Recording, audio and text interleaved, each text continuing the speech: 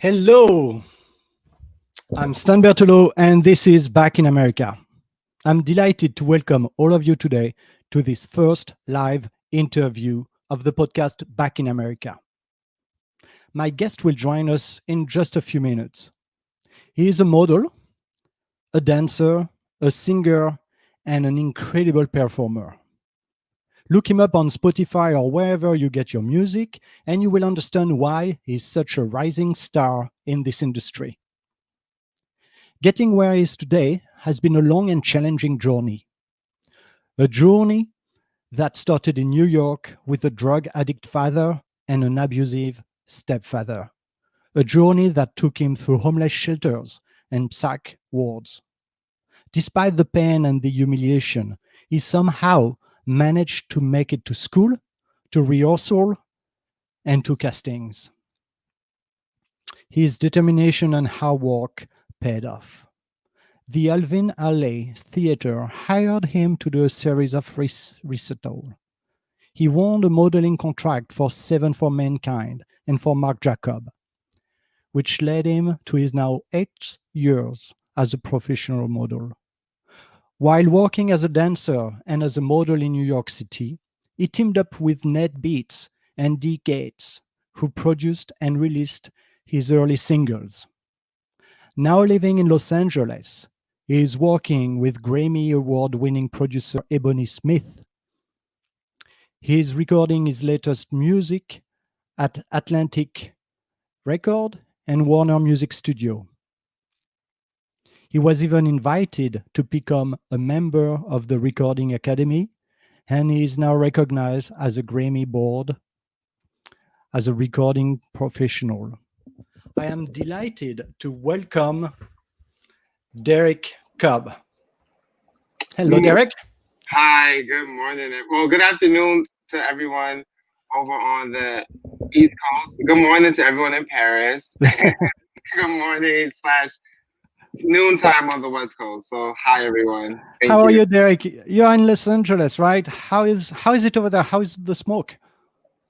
It's better, but it's kind of still really terribly bad. Actually, it's so weird because I live further south. I live in the city of LA, so the fact that there were times that we can smell the smoke and see like the red fog. It was very scary.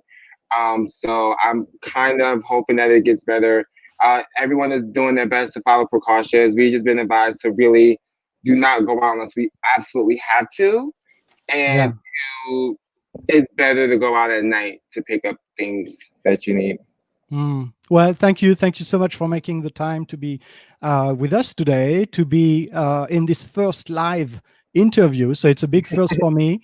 Yes. I'm a bit nervous, but it will be okay. Well, let me start. As I, said in the intro, you wear many hats. You're a model, a dancer, a singer. How do you define yourself? How do I define myself? If I have to define it, I definitely would say that I'm an entertainer and an artist. Just because whenever I do something, I take all sides of that, all of my gifts and talents, and I try to combine them as much as I can. So when I'm modeling, I use aspects of my dance to get certain shots, certain angles, certain body movements, and poses and things like that. When I'm on stage performing, I pick up things from modeling, how to look at your audience directly, how to captivate people with your presence, and like those kind of things. So overall, I would be an artist, entertainer for sure. All right. Okay. Well, Derek, I was listening to your latest single, In Love, and I found it quite mellow, more Thank you. intimate, really more intimate than the previous R&B Savage AF or Don't Stop. Are you in love? I am. Wow, tell us more. I think everyone knows. I'm married, so it's You're been married. yeah 4 years now. Yes. Okay, well, you didn't tell me that when you first spoke to me. Okay, Yes. good. Yeah. And yeah, it's probably one of the more mellow songs that I've done. I mean, to be honest with you, I really love doing R&B records. I think just over the years, and over the course of me like working as a musician, I always like these big pop numbers and like these big dance records. So it was like a huge dance number, right? And that's great because I'm a dance artist and people expect that. But I think for that particular song, I really wanted to just be a bit more vulnerable and more open. I wanted to make it more personal, and I think that song is really kind of defining what the next releases are going to sound like and what they're going to be and what the subject matters are. And I just kind of felt like musically it was time to open up a bit more personally. So Well, I know that's all. it's been quite a process for you to open up. Would you say that the mask is now down? It depends. I think it depends. I will say that it's definitely I've gotten better at really recognizing my emotions and really understanding like what's triggering that. I'm a person that I truly believe that everyone should like be them full self. So I don't expect people to like tiptoe around me, so to avoid my trauma. I think that's like a very, very bad way to kind of live in a sense. But I will say I've definitely have been like more open and more honest about like what I'm experiencing and what I'm feeling. I think it helps you connect better with people. Um, it helps you connect better with yourself. And to be honest with you, especially as a musician, if I'm not, if I have my mask on and I'm being so walled up and shelled, we can't create good music if they don't get to the root of how I'm feeling. Yeah. And that's kind of been helping because usually when I'm in the studio with producers, before we even start writing or recording, we spend about a couple hours just conversing about what's really on my mind at that moment in time. Okay. All right. Well, I just want to acknowledge that we've got Nadja checking in from France. So welcome, Nadja. Uh, Hi. so what's the latest in your music life? Any release on the horizon soon? Yes, I just got the copyright clearance. Fingers crossed. Thank God. That always takes forever. I got the copyright clearance for my new single. It's called "Won't Let You Down," and it's an acoustic mid-tempo type track. So yeah, the scheduled date for that is going to be October 21st. Wow. Congrats. Thank Well, we are going to pretty soon go on to the earlier life of Derrick Cobb, but I want to understand today where you are living in Los Angeles, recording. You've got this new single coming out. What makes you the happiest? What makes me the happiest? Honestly, I'm the happiest when I'm on stage. If I'm being honest, I think for every performer, every artist, being able to kind of show your work is amazing. Performing is a different connection between an artist and the audience member or an artist and a fan. And when people hear your music, of course, they kind of put themselves into it and they insert their own ideas and how they feel like the story should go. And that's the point you want to start those conversations. But when you're live, you really get a chance to express how you see it and like what you hope it means. And I think that's what makes me the happiest. I mean, because that's the chance you really get to show your talent. You can't hide your voice, you can't hide your dancing, you can't Mhm. hide your skill. So that's your chance to really show people like what you can do. So that's why I love being on stage. That makes me the happiest of everything.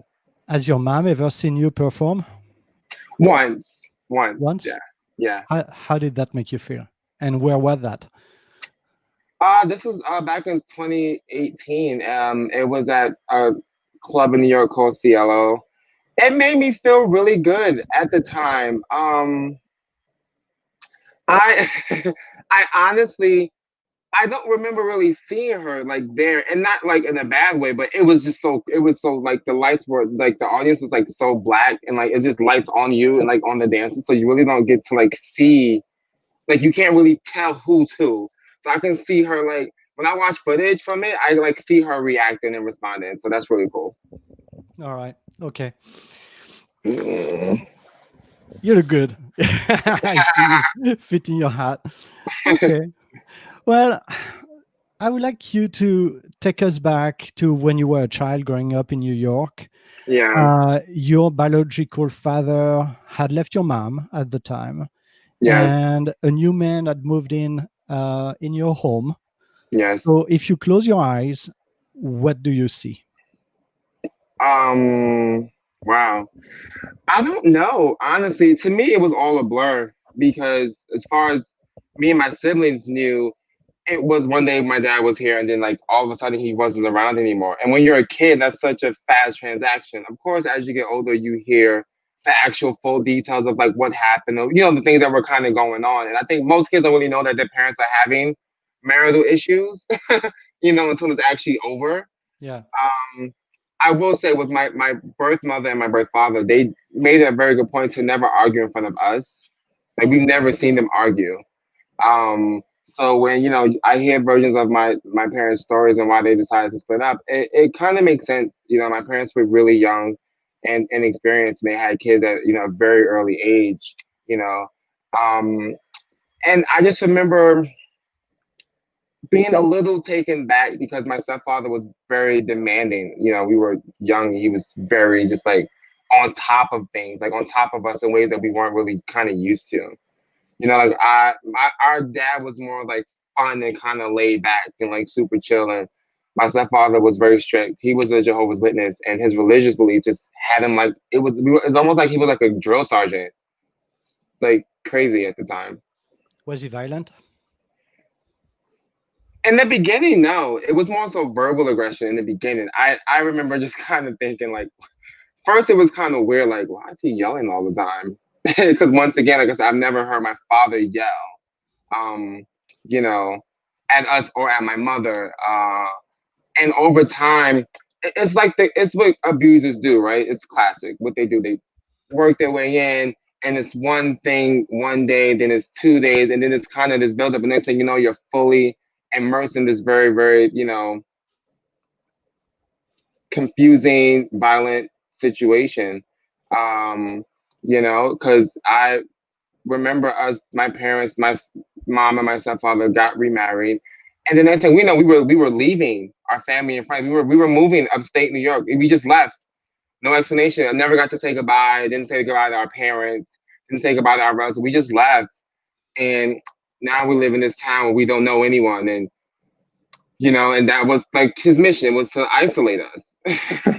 Like that was this goal was to isolate and control us. And I think for my mom, she was she was in love. I think that my stepfather gave her a sense of security because he, at the time was financially like in a very, very good place. With 4 children and my mom was still in nursing school at the time, I think she really was thinking more so along of how to make sure that we were going to be able to live the lives that she always wanted us to live. And so what happened? When did he start to get violent on you? It got heavy when I remember being in the 7th grade, and I remember waking up and my stepfather and my mom were like in a huge argument.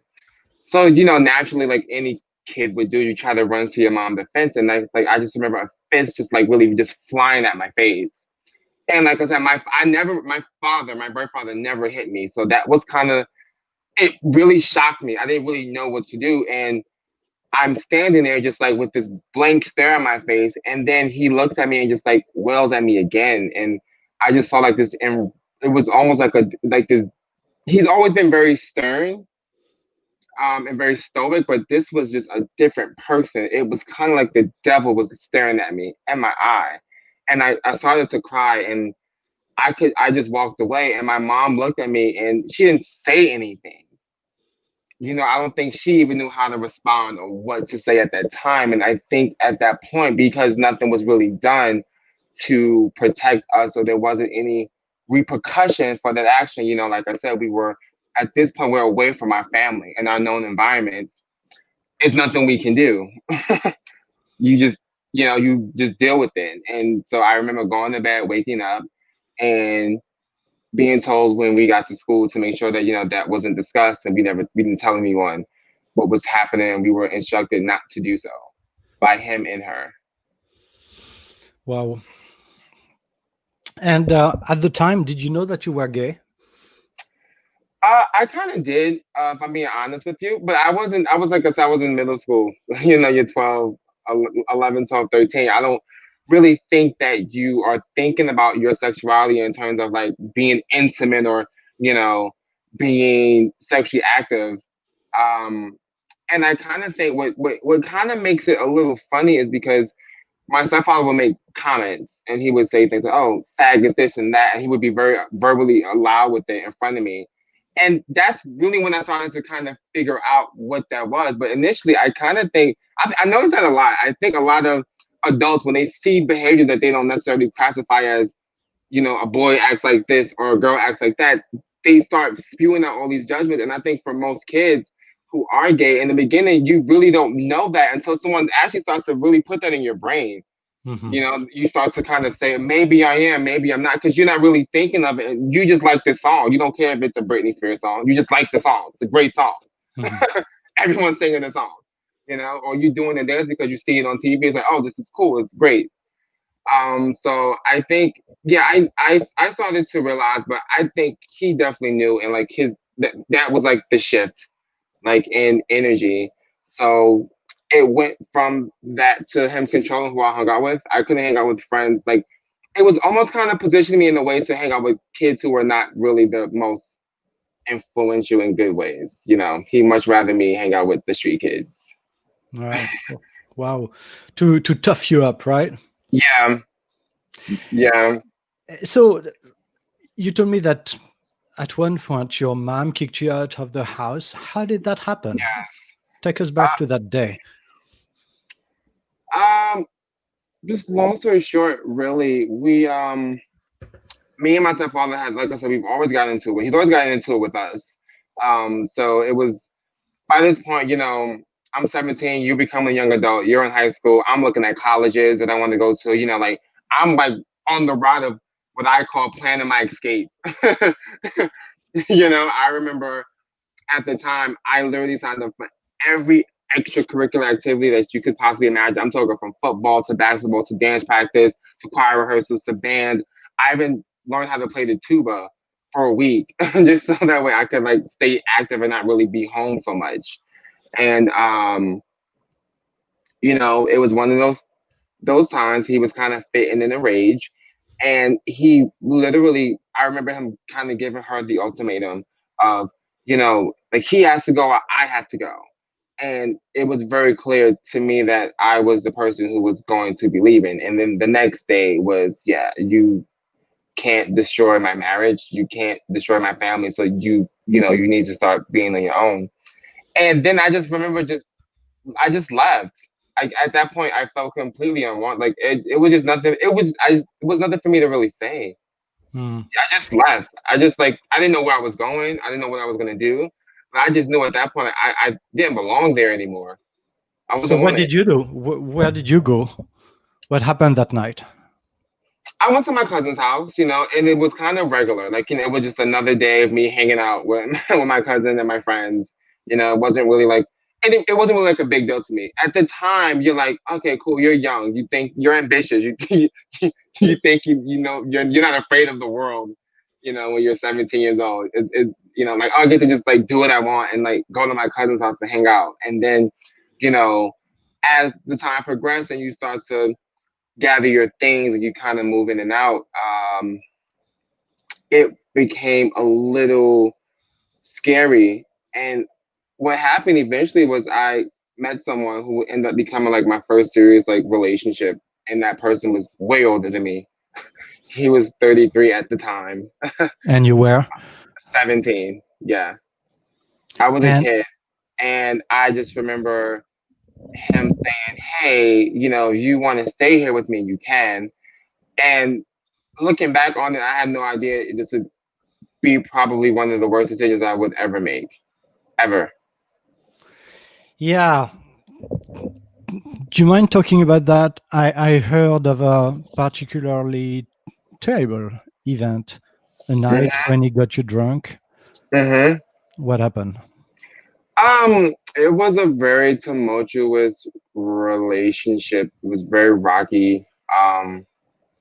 In the sense to where he would get very upset with me because he says to me I was too ambitious. Like he would always like, "Do you want to do so much?" And like, "You should just graduate high school and get a job." And I'm like, okay, you know. And so yeah, he was interested in engaging in a lot of sexual activities that I really had no interest in. Like I said, I was a kid at the time. I had no clue what any of that stuff was. You know, I didn't even know. I was barely having sex with him, if I'm being very honest. I just wasn't into it at the time. And to be honest with you, you know, my self esteem was very low, so I never really felt like attractive or sexually desired in any way. You know, I just wasn't that type of kid. It just really wasn't something that I focused energy on. So, you know, his older friends would always make these comments toward me and like these, you know, sexual innuendos, and I just always ignored it. And I, you know, looking back on it, I definitely felt like it was conspired to gang rape me because that's what happened. And he was the person facilitating the entire thing, the entire thing. Um, you know, I never drank before. I wasn't doing drugs, and we were out at the restaurant, and he was like literally like making me do like eat all this food and drink all this stuff, and I had no clue, and I was getting sick at the restaurant. I'm like, oh my gosh, I don't feel well. I don't feel well. He's like, oh, you're fine. You're fine. Just drink some more of this, drink some more of that. You know, like the first time you ever get trashed, like you don't know what that feels like until it happens. So that night you got raped, Yes. and what's next? Um, the next day, I remember just kind of like waking up and just being really, really pissed. I called the police. I went to the ambulance. I went to the hospital, and they honestly, they kind of told me that, you know, this is what people your age do. Like, you know, so they were like, you know, well, black gay men are known for engaging in like these group activities, so we can't really say it's rape. And no one wanted to help me, and I like immediately felt like this little, like this small. Like I felt that small, that Mhm. fast. And so I just kind of retreated away. I didn't really talk to anyone for a while. And a couple of days after the incident, that's when I got the call that the shelter that I was applying to, I already applied to the homeless youth shelter prior to the incident. That's when I got a phone call from them saying, like, hey, you know, we have space if you want to come do your intake and you can like pack your stuff and come. So I kind of did that. And like I didn't talk to anyone for like a couple weeks. Um, I got really, really sick, and I decided to go on a ski trip with my friends. You know, I'm like, listen, like I've never been skiing before. This is gonna be fun. So we go on the ski trip, and on the way to the ski trip, I get a phone call from the nurse telling me the shelter had you had to do a physical, right? Right. To be enrolled into the program and to make sure that all your health and stuff was up. And then yeah, you know, when I got back, you know, the nurse, my counselor, the program director, they all like came into the room. And honestly, like when they all walked in the room, that's when I kind of just knew like what the next statement was going to be. Like I knew she was about to tell me that I was HIV positive. Like I knew that. Like I saw it. Like I just knew it. I knew it. I knew it then. I knew it. I knew it. How I did you knew it. react? I didn't. I didn't. I didn't react. I didn't cry. I didn't. I went back upstairs to the room and closed the door and fell asleep. I didn't react. I didn't react for a while. I didn't react. I didn't react. I didn't talk to anyone, but I didn't react. Well, how long did it take you to just accept it and do something about it?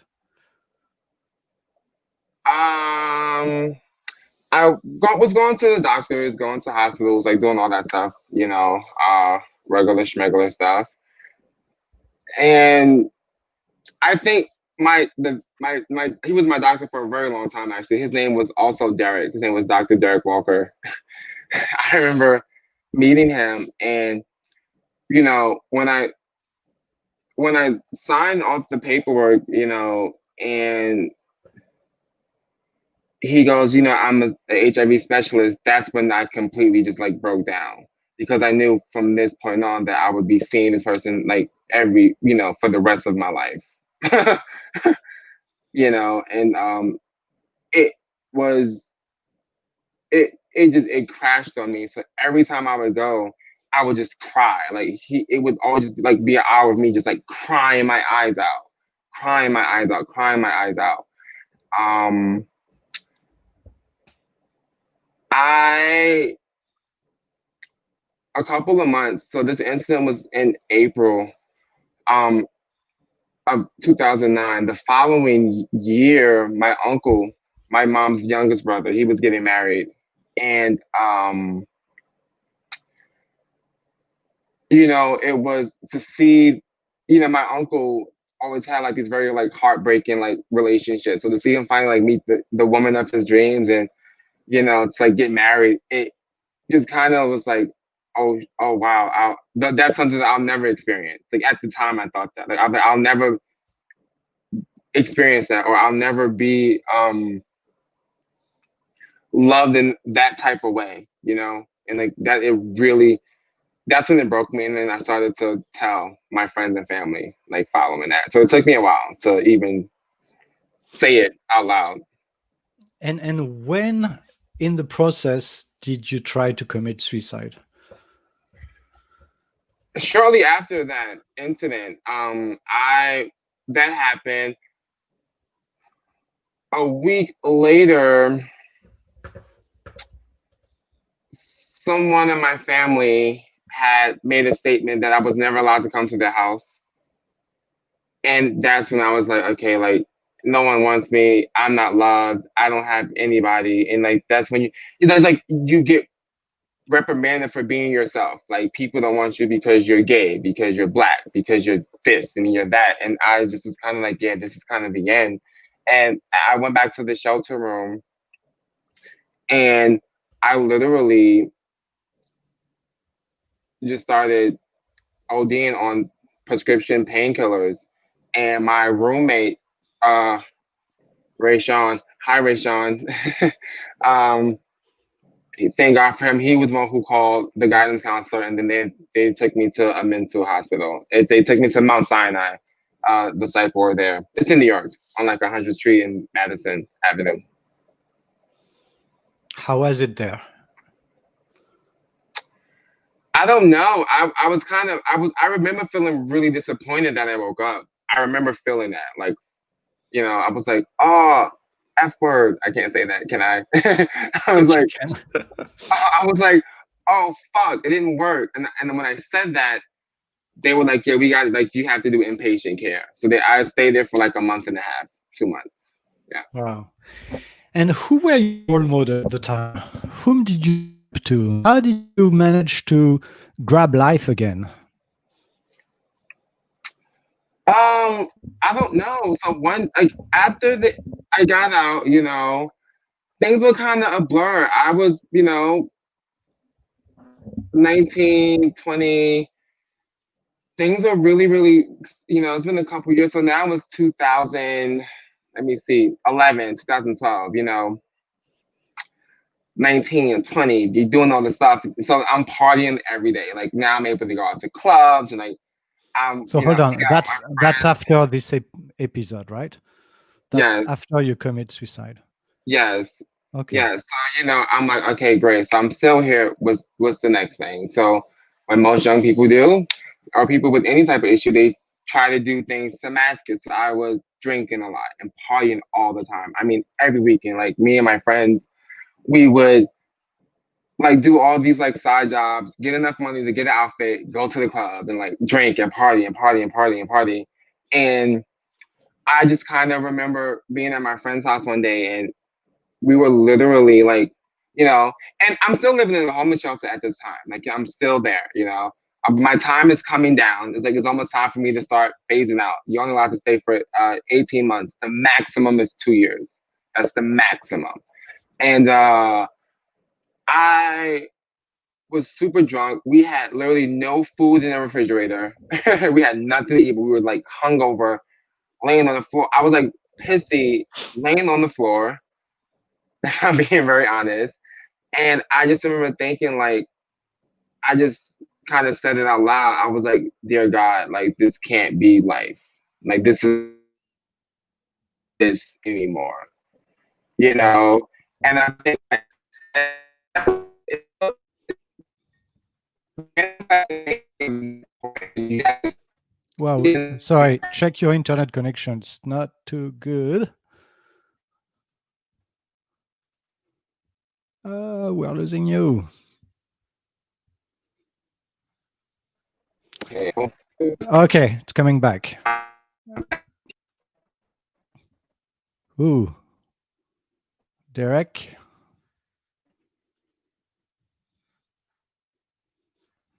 Derek.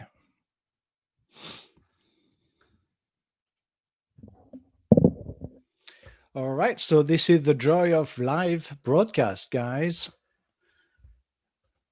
We'll give it a minute.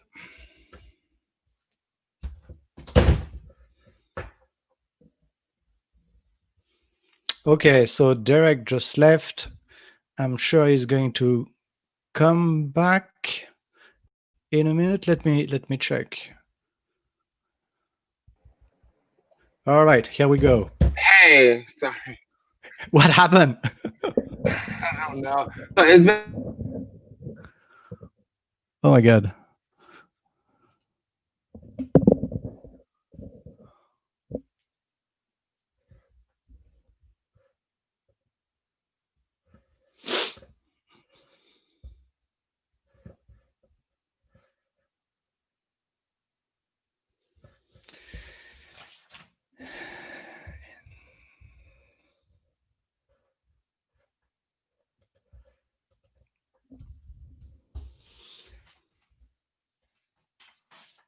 All right, Derek, my friend, we are losing you.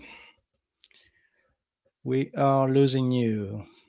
Can you try to log again?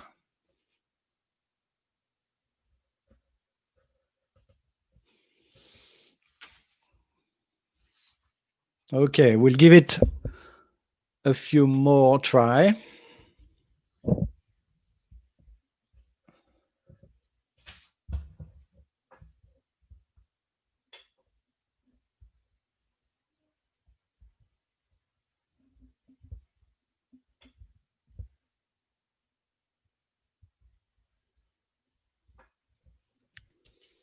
Let me call him.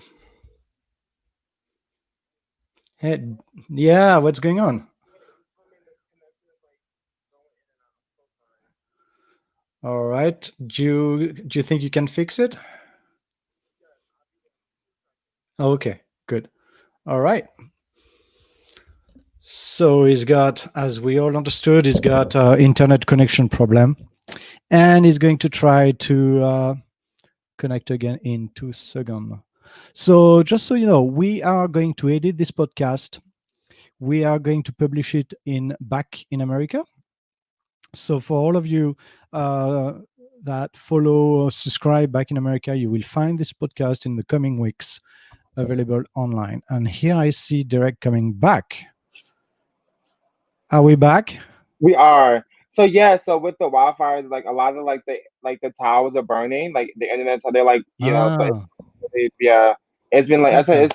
it's like record heartbreaking, really. Like there's a hospital by us. It was so bad the last couple of days. Yeah. Okay. Yeah, indeed, it's bad. So all the fires are burning the tower, and oh my God. Yeah, it's crazy. Okay.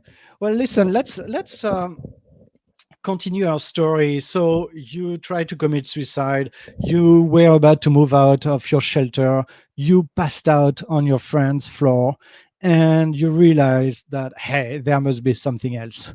Life is not just about that. And that's sort of where you grab the energy to move on, right? What happened in your mind at that time? Well, at the time, the day that we partied, that day that I had that revelation, right? I was out celebrating because I had got a job at a gym. I got a job at Equinox. Equinox, at the time was is like a high end gym. It's like the creme de la creme. And I was scheduled to start a couple days afterwards, and I just kind of remember thinking, like, you know what, if I really like, you know, if I really want to like do well at this job, and I really want to like make good money, and like, I hear so many great things, I need to kind of be on it. I think, and I think that also too I just always, like I said, I always knew I had bigger plans for myself. Even as a kid, I always dreamed big. I always thought big. I always had creative ideas. I went to performing arts high school, most of my life. So I always wanted to kind of do those things. And, I think once the doctors told me that if I just stay on top of my regimen, I would have a normal life expectancy like any other person in my age group, I was like, okay, so maybe I need to give myself a fair chance at like really trying to do other things besides worry about, things that are still having negative effects on me. And so, yeah, it's kind of like I said before, when you call it out to the universe, it starts to manifest itself. It's something powerful in saying what you want out loud. There's so much truth behind that statement. I think the tongue is a very powerful tool for And sure. at the time, you were also in the Cindy Lauper's program, right? Which is a Mm-hmm. shelter that helps you get back on your feet. So Yeah. tell us more about it's True Color United, I believe. Yes. So the program pretty much was allowing you to um, live at a residency in any neighborhood that you chose, where they had like apartments available, and it allowed you to kind of stay there without really worrying about paying your rent, right?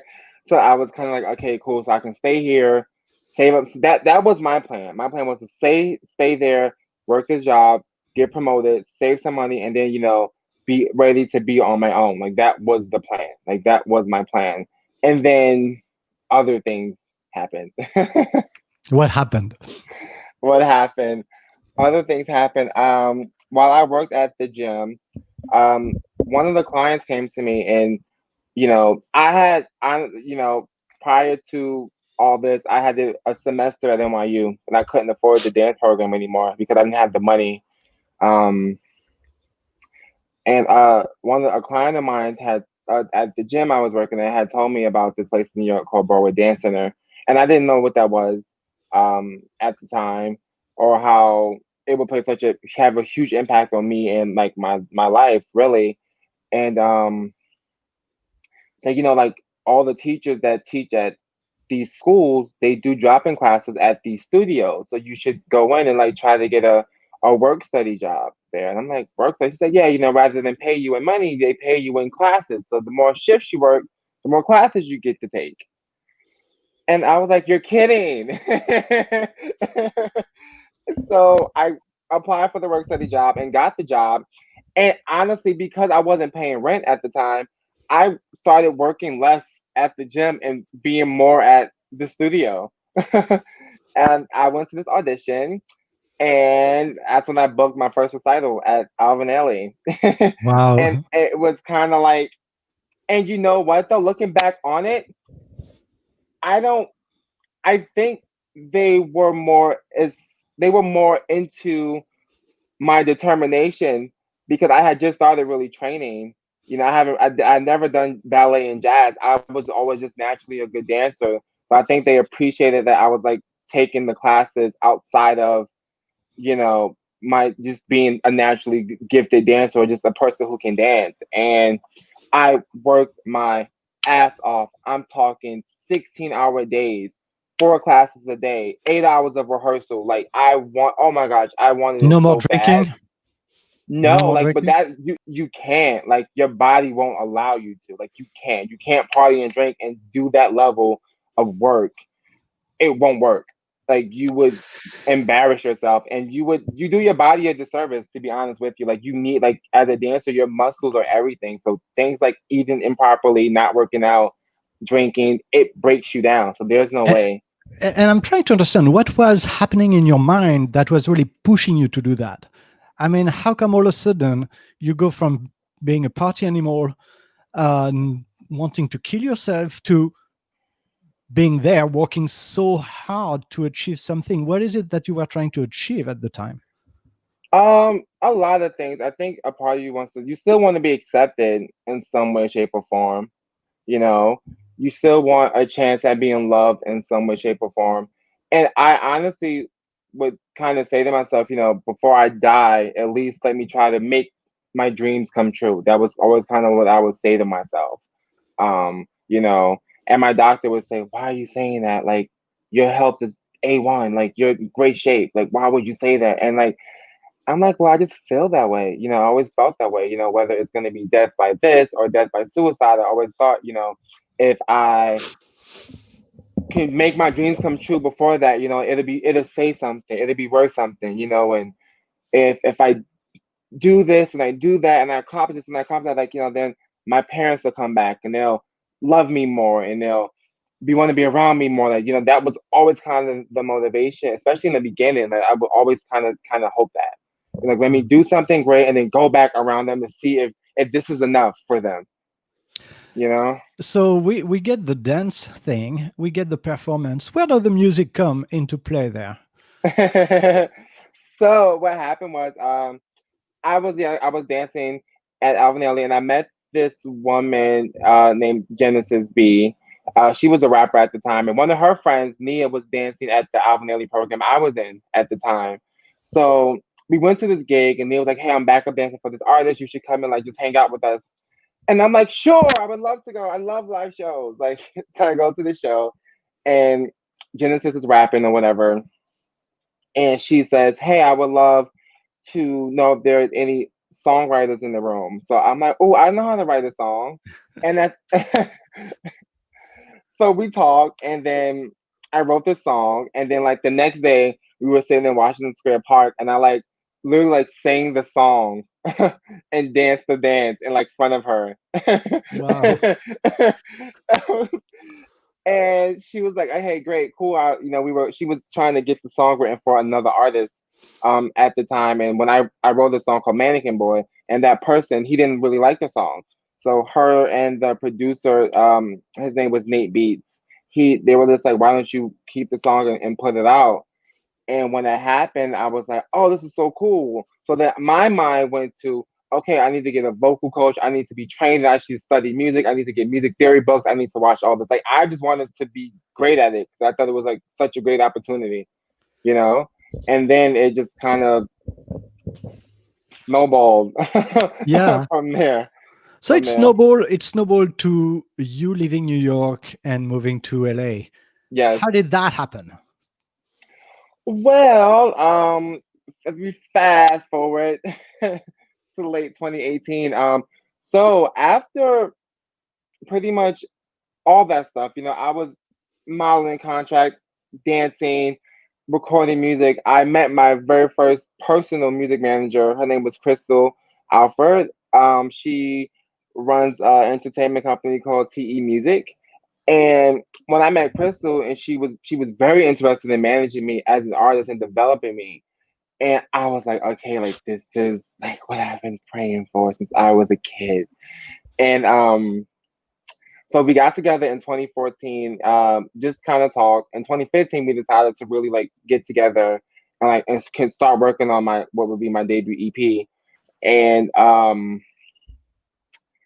it was it was intense, but I loved it. She used to be signed to Motown Records, so you know she comes from that old school way of like training. So we were in like singing camps every day, writing camps every day. I'm talking like just hanging, like we'll be like hanging out at the park, and then she would make all the artists that we were when she was like we would just have to sing in front of everybody and perform like at like on like at the spot, like no matter what. And like it just really developed me my confidence as a performer.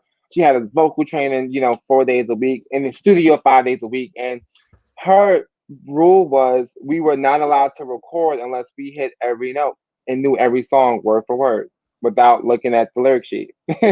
Wow. This is amazing. And at the time, you're like, "Oh my God, this is so cruel." But it really developed you. And we put the EP out, and then I started booking all these shows all over New York. You know, it was really insane. And you know, now I was the person hiring my friends to work with me and to I hate the word backup dancer because I think, you know, I'm a dancer. And I think what dancers do is phenomenal. Like that work that they put in. Like I can't do all that by myself, you know. So I always say my team. When I hire people to be on my team, it's that's the greatest feeling in the world, to be able to put people in positions who you love and worked with before in a position to get a bigger opportunity. So it was, and that made it more fun because they knew my style, they knew what I liked, they knew who inspired me, and all those things. And that was happening for a while. So, Crystal had decided that she wanted to kind of, close her company. She started booking work as an actress, and I told her, I said, "Hey, love, if like that's what you really want to do, then by all means, you should do that. Like I would, don't, you've been sacrificed so much for us, me and the other artists that she had under her label for a long time. You've been giving your resources, your financial resources, you've been like really like just giving us all that you have, and it's okay to want something for yourself." And so when we decided to part ways, I teamed up with my friend Ebonie Smith, who by this time she won her first Grammy doing the Hamilton soundtrack and like working on that project. And I was on social media like, "Hey guys, I'm like back in the studio. Producers hit me up," and then Ebonie calls me and is like, "So you gonna have everybody work on your album but me, right? But your friend." And I'm like, "Where are you?" And she's like, "I'm at the studio. Come by." And I went by, and then we started working on what are now like my current stuff. But I was always planning to move to LA. It was just about waiting for like the right thing to kind of happen for me to want to move out here. But I always wanted to, for sure. So, do you think today in your mind you've got like the previous Derek in New York that you left behind when you moved to LA? Is it a new life? Not really, because to be honest with you, I think my struggle with moving to LA is kind of like everyone comes to LA because they want to, dance or model or sing or act or perform. And I was already doing that before I moved here. So for me, it's just really about just kind of taking that path as a professional and just trying something new and doing what I love, just in a Yeah. different space. Mhm. I kind of it's always funny because everyone that I work with, I literally know from back home. Right. Everyone from the director that I'm going to be working with on my new music videos to, like I said, to Ebonie Smith. She's flown out here a few times to record me. Wow. you know, um, and to write with me and to give me records. The engineers, the dancers I work with, it's everyone from back home. So I think for me, California was really just a chance to just kind of come at peace and really just start that journey of my soul search, I guess, and like figuring out what that's going to look like, Hmm. figuring out what my futures want to look like. New York is such a fast-paced city, and in LA is my chance to really kind of, it's hella slow compared to New York. Really? Wow. Everyone moves at a glacial pace, but the cool thing is in LA, it's like the culture here is it's okay to focus on doing your one thing and like focusing and giving all your energy on that thing today. Where Mhm. New York is kind of like, all right, you need to be doing 10 things in one day or you're not successful. Right. And here it's like, hey, you have a studio session, focus on going to your session and killing the song, Yeah. you know? And I kind of like that. So, but I like both. I go back No, home as often as I can. so Derek, I don't know if you are looking at the comments, but again, I want to thanks Jessica Ruiz for all the comments. Hi, Jessica, Jessica. I love you. Oh my gosh. so you two know each other, right? Yeah, very well. Okay. Mwah. So Derek, I read that you sometime mentor young LGBTQ Yes. people. Do you still do that? Yes. Not in a more virtual way, not really in person.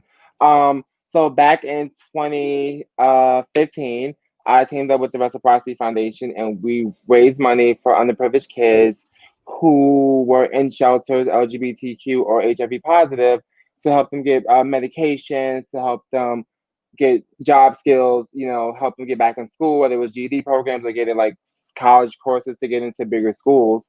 And I got invited to the White House to Ooh, meet President Barack Obama, the real wow. president. And that was the same month that he legalized gay marriage across the country. So it was such an My honor God. to be there that day. Yeah. How did it When felt? I mean, you traveled, as I said in the intro, such a journey from who yeah. you were when you were a teenager to whom you've become an ambassador. Uh, are you proud? I am proud. I am proud. I haven't really thought about everything that's happened because since quarantine, really, because I never really stopped. You know what I mean? I kind of think that the thing about the entertainment business is very you're highly instructed to do as much as you can as quick as you can. That's always kind of the thing. So I think quarantine kind of forced all of us to really sit down and reflect. And as things are kind of coming back and I'm like putting together resumes and portfolios, that's when it hits me like, oh my gosh, like I've done way more stuff than I ever thought I would do, you know.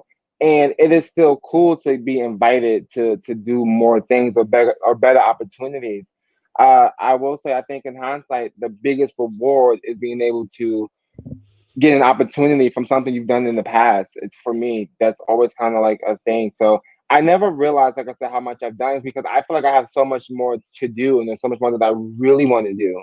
You know, unfortunately, we're in the middle of a pandemic and we can't really Well, see. there is something that you want to do. You told me, which is to have kids. Yes, Do you want to share something about it? yes, I want to be a daddy so bad. That's kind of like something that I want. I think that I have a niece and a nephew, little cousins. One of my business partners out here, he has a 3-year-old daughter, super cute. And kids kind of kids honestly teach you what unconditional love is because they don't have conditions. They just want you to exist, you know? And I think at first when it's like, kids are always like, oh, can I show you this? Can I show you that? But to be honest with you, they just kind of want you present. And I think that that type of connection is beautiful. You don't have to worry about how many records you sell, how many magazines you're pushing, how many likes or followers do you have. Kids really like you for who you are, you know, and how you make them feel, and that's what they respond to. And I would love to be able to have my own children one day, and be a great father and a great role model, and hopefully my kids want to be in show business like their daddy. Fingers crossed. Did you start on the process of having kids, or where do you Uh, stand there? we've done research. We've done research. My uncle's a lawyer, and he actually is writing a book on same sex adoption and um IVF process because from state to state the laws still vary, and Yeah. there's so many loopholes Hmm. in the law. And his suggestion is that legally that he feels like same sex couples should go into any process of obtaining children with representation, like being represented by a lawyer, and also too that people should, that most couples should give themselves 5 to 7 years to really plan because it's super expensive. But you also Right. need to do a lot of research, a Okay. lot of research. But Okay. yeah, we've looked, we've talked to a couple So clinics, we've talked to a couple agencies. that's your next project on Yeah, top of everything else. hopefully. I mean, I would definitely like to be making more money before I have kids. Kids are not cheap. And and my fear is I'm a You and I tall, alike. right, and I'm tall, I'm 6'3.5". So my niece is tall, and my sister's always like, oh my god, I have to buy this girl clothes every other week because she's constantly growing out of her clothes. It's like she's like they get more expensive. Yeah. So, Derek, we are getting at the end of this interview, fascinating interview. Thank you so much for sharing your story. Thank you so much Um, for having me. I think it's really inspiring. I have a question, which is like the typical back to America question, back in America's question. What is America to you? Ooh, whoa. That's a very tough question given the current climate. You know, I think America to me needs a lot of work. We need to work on our compassion for human life. We need to work on our compassion for others. We need to work out of these old school ass ways of thinking and we need to work on really creating better programming and better training for police officers. We need better laws in place. We need to be protected and feel safe. Like, we need a lot of developing. To me, America needs a lot of developing, for sure. Mhm. Mhm. For sure. So I mean, we spoke about that, and I just quickly want to come back on that because it's not really something we touched on. We touched on your childhood, you coming up uh, and realizing that you are gay and dealing with that, you having HIV and also coming to term with that and trying to embrace life, whatever it cost. What's your experience today being in the Black LGBT community? It's definitely tough. I will say that I've experienced more racism here in Los Angeles than I have in New York for some weird reason. Um, I think that that's a part of the conversation that we aren't having when it comes to the Black Lives Matter movement and people who are Black and that identify as lesbian, gay, queer, transgender. It's almost as if we're kind of erased from the conversation at most points in time. And I will also say, too, if I could just shed some light on this really quickly, there's also a lot of racism within the LGBT community as a whole. It is no secret that white gay men are very privileged still, and that they still get better paying jobs and bigger opportunities than us. I've been facing that as a model, as a performer. You look at the budget sheets and I'm getting paid less. And trust me, I'm kind of like, well, why when I can clearly sing this song better than this person? But Yeah. um, there's a lot of that conversation that hasn't been happening as well. And I think ultimately we need to understand that there are systematic laws. There are laws in place that systematically keep us at a disadvantage. So until people are willing to admit that and let that privilege go, we will always be in this rut. Because I kind of feel like these things happen every couple of years. They never disappear. It's almost like something happens and then the country tries to put a band-aid over a wound and then stabs at the same wound again. You know what I mean? It's kind of crazy. And I think that, you know, specifically to the LGBTQ community, there needs to be more community togetherness and more uprising in that, where if you guys are understanding the only reason why gay pride really exists is because there was a black and a Latino transgender women who decided that they had enough of being bullied by police and by the cops and by the law. That's why you guys celebrate that. So when you see all this stuff, and I don't see people who look like me in these ads, in these campaigns, at these bars, at these events, that's kind of that does it does us a great disservice at all. And not being included in the Black Lives Matter conversation is painful because we experience the same things. The same things.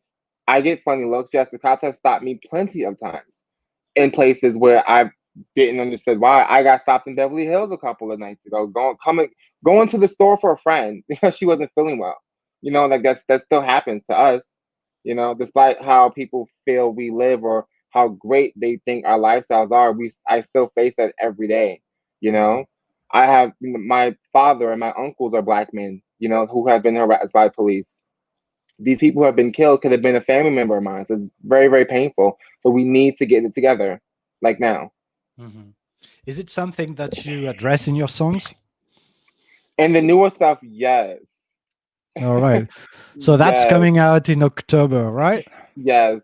Okay. Well, I think this is the right conclusion. We will be looking forward to your album in October. Thank you so much. Thank you for making time. Thank you guys for watching, everyone. I love you so much, Jessica. I adore you so much. As soon as I get to I should be in New York in like a week or two. I found out Friday. We definitely have to hang out. I love you so much. Nat from France, thank you so much for checking in. Nicholas, thank you for being patient with us with our whole technical glitch. I appreciate it so much. Stan, thank you for having me. Everyone who's Thank you. watching this live or who will watch it or listen to this podcast, thank you so much. Remember always, as you fight to find your inner strength, make sure you connect with your inner peace. Mwah. Thank you. Thank you, Derek. See you guys. This is the end of the broadcast. And remember that we will have another interview on Wednesday at 1 p.m. Eastern Time with Brooklyn Dad Defiant. Brooklyn Dad Defiant on Twitter. He's a political commentator and a pretty anti Trump person. See you.